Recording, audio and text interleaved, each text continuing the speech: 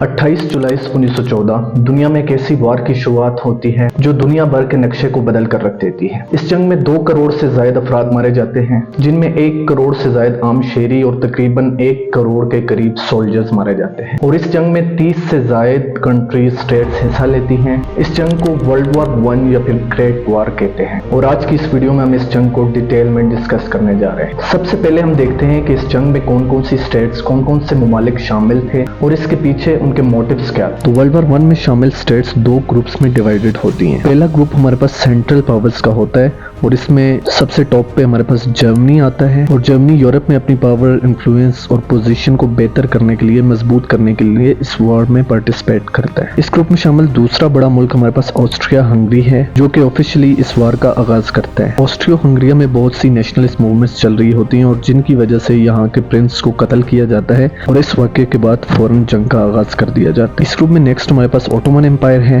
और Ottoman empire ने अपने जो हलाके, जो टेरिटरीज खोए होते हैं उनको वापस लेने के लिए इस वार में पार्टिसिपेट करते हैं। इस ग्रुप में शामिल नेक्स्ट स्टेट हमारे पास बल्गेरिया है। बल्गेरिया चूंकि अपने महाशी निजाम के लिए ज्यादातर जर्मनी और ऑस्ट्रो हंगरिया पर डिपेंड कर रहा होता है और जिसकी वजह से वो इनका साथ देता है और वार में पार्टिसिपेट करता है। अब दूसरा ग्रुप हमारे पास एलाइज पावर्स का है और इसमें रशिया, सर्बिया, ग्रेट ब्रिटेन यानी यूके, रोमानिया, फ्रांस, पुर्तगाल, इटली, ग्रीस, अल्बानिया शामिल होते हैं और बाद में इसमें यूएसए भी शामिल हो जाता है। फ्रांस की अगर हम बात करें तो फ्रांस की जर्मनी के साथ हिस्टोरिकल कॉन्फ्लिक्ट्स होते हैं और कुछ पहली वार्स की वजह से फ्रांस जर्मनी से बदला लेना चाहता है, जिसकी वजह से वार में पार्टिसिपेट करता है। रशिया की अगर हम बात करें तो रशिया स्लेविक नेशंस को, स्लेविक लोगों को बचाना चाहता है जो कि सर्बिया में आबाद होते हैं। इसके बाद अगर हम ब्रिटेन की बात करें तो ब्रिटेन अपना जो टाइटल है ग्रेट ब्रिटेन, ग्लोबल एम्पायर को बचाना चाहते हैं और यूरोप में बैलेंस ऑफ पावर के लिए वो इस वार का हिस्सा बनते हैं।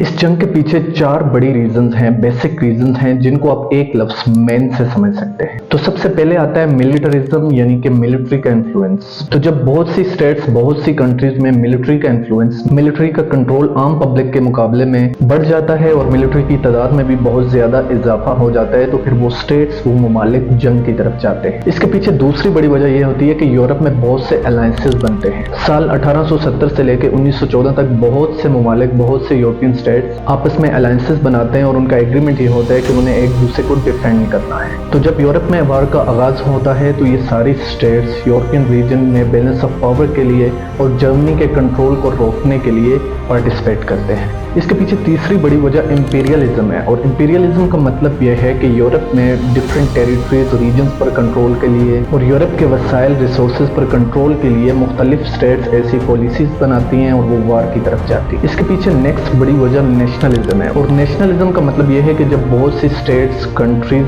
स्ट्रांग हो जाते हैं, सेल्फ डिपेंडेंट हो जाते हैं, उनकी मिलिट्री में इजाफा हो जाता है, तो फिर वो अपनी आइडियोलॉजी, अपने आइडियाज दूसरे ममालिक में अपनी पॉलिसीज को अप्लाई करना चाहते हैं और इस वजह से वो वार की तरफ जाते हैं। अभी तक जो हमने डिस्कस की वो वर्ल्ड वॉर 1 की बेसिक रीजंस हैं, बुनियादी वजह है। इस सब के बाद अचानक से एक ऐसा वाकया होता है जो कि वर्ल्ड वॉर 1 यानी कि ग्रेट वॉर की इमीडिएट काज बन जाता है और उसके बाद फौरी तौर पर जंग का आगाज कर दिया जाता है। तो होता यूं है कि 28 जून 1914 को एक सर्बियन नेशनलिस्ट गैब्रिलो प्रिंसिप की जानिब से ऑस्ट्रिया के प्रिंस फर्डिनेंड को और उनकी वाइफ को कत्ल कर दिया जाता है, जिसके बाद हालात बहुत नाजुक हो जाते हैं। उसके बाद ऑस्ट्रो हंगरिया के नए रूलर फ्रांज जोसेफ सर्बिया को अल्टीमेटम देते हैं और सर्बिया के सामने कुछ डिमांड रखते हैं और इनमें से कुछ इंपॉर्टेंट डिमांड सर्बिया एक्सेप्ट नहीं करता। इस वाकया, इन हालात के बाद ऑस्ट्रिया हंगरी 28 जुलाई 1914 को सर्बिया पर वॉर डिक्लेयर कर देता है और इसके साथ साथ जर्मनी, जो कि ऑस्ट्रिया के साथ खड़ा होता है, वो भी रशिया, फ्रांस, बेल्जियम पर वॉर डिक्लेयर कर देता है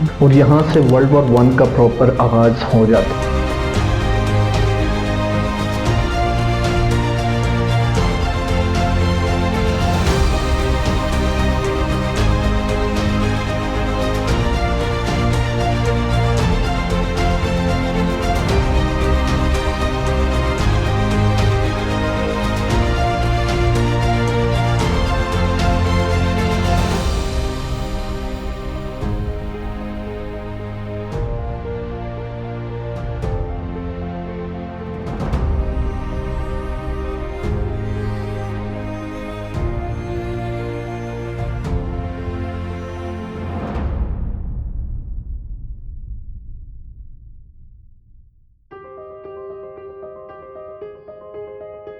और फिर इसके बाद इस वार में बहुत सारे कंट्रीज शामिल होते जाते हैं, जिनमें उस वक्त की ब्रिटिश कॉलोनीज, अगर इंडिया की हम बात करें, पाकिस्तान की बात करें, तो वो भी पार्टिसिपेट करती हैं। और इसके साथ साथ अफ्रीका रीजन में भी जो कॉलोनीज होती हैं वो भी पार्टिसिपेट करती हैं। और अगर हम अमेरिका की बात करें तो अमेरिका 6 अप्रैल 1917 को जर्मनी के साथ कुछ टेंशंस के बाद जर्मनी के साथ वार डिक्लेयर कर देते हैं। फिर ये जंग 4 सालों तक जारी रहती है। वर्ल्ड वॉर 1 में अगर यूज ऑफ टेक्नोलॉजी की हम बात करें तो इस जंग में बहुत सी नई नई मशीन्स और लेटेस्ट टेक्नोलॉजी का इस्तेमाल किया जाता है। तो इस वार में टैंक्स का इस्तेमाल किया जाता है, जो कि वार के दौरान मुश्किल रास्तों तक पहुंचने के लिए और उन्हें गुजरने के लिए यूज होते हैं। इसके साथ साथ बहुत सी किस्म की मशीन गन्स, केमिकल्स और जहरीली गैसेस का इस्तेमाल भी किया जाता है, जिससे बहुत बेपनाह जाने जाती हैं। एयरप्लेन्स का इस्तेमाल किया जाता है। समंदर में पानी की जंग के लिए वारशिप्स का इस्तेमाल किया जाता है। इसके साथ साथ एक मशीन गोथा बॉम्बर का इस्तेमाल किया जाता है, जो कि 500 मील तक उड़ सकता था और 500 किलोग्राम तक बॉम्ब्स लेके जा सकता था, जिससे बहुत ज्यादा तबाही होती है। इसके बाद 11 नवंबर 1918 को 4 साल के लंबे अरसे तक चलने के बाद, करोड़ों जाने लेने के बाद वर्ल्ड वॉर 1 का इख्तिताम होता है और इस डेट को जर्मनी और अलाइड स्टेट्स के दरमियान एक पीस एग्रीमेंट तय पाता है। और कह सकते हैं कि इस पीस एग्रीमेंट के तहत अलाइड स्टेट्स की फतह होती है। इस पीस एग्रीमेंट के बाद साल 1919 में ट्रीटी ऑफ वर्साइल्स होता है, जिसमें जर्मनी को वार स्टार्ट करने के लिए जिम्मेदार ठहराया जाता है